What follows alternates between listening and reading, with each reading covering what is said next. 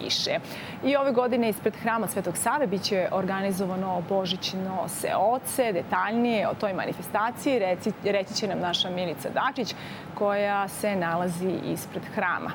Milice, da li se tamo već osjeća novogodišnja atmosfera i božićna i da li već su pripreme u toku? Polako su već, Jasmina, i krenule pripreme. Vidimo i ovde radnik ispred samog Hrama Svetog Save, ali naravno novogodišnji ukrasi su tu već neko vreme da nas podsjeti da smo ušli polako u taj praznični period i da evo koliko još malo je ostalo do kraja ove godine i do početka nove 2020. Kada nas već na samom početku, kao što si pomenula, očekuje dobar, raznovrstan program kada govorimo o beogradskoj zimi, ali konkretno ovoga puta o božićnom seocetu ispred hrama. Dakle, znamo kako je to izgledalo i prošle godine. Ovo će sada biti treći put da se ova manifestacija održava. Dakle, bogat i raznovrstan program je planiran i ovoga puta.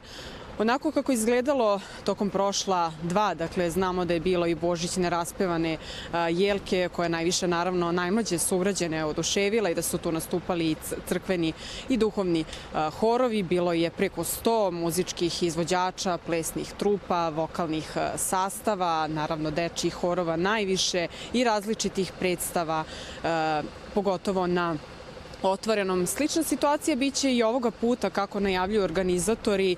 Dakle, od 4. do 28. januara ponovo će tu biti i božićne raspevane jelke koje će moći da ukrašavaju, ali na koje će se održavati različiti nastupi, pogotovo dečjih i crkvenih horova. I naravno, naši najmlađi sugrađani pa i starije moći će da obiđu plato ispred Hrama Svetog Save u Fijakiru, što se pokazalo kao najveća atrakcija, barem tokom prošla dva puta. Naravno, sve detaljnije izveštaje, odnosno šta je tačno planirano, šta će obuhvatiti program tokom svakoga dana od tog 4. do 28. januara, do kada će zvanično i trajati božićno seoce, saznaćemo na konferenciji koja počinje u 12 sati u parohijskom domu, o čemu ćemo svakako izveštavati nešto detaljnije u toku dana, ali svakako bit ćemo tu da ispratimo sva dešavanja u okviru ove manifestacije.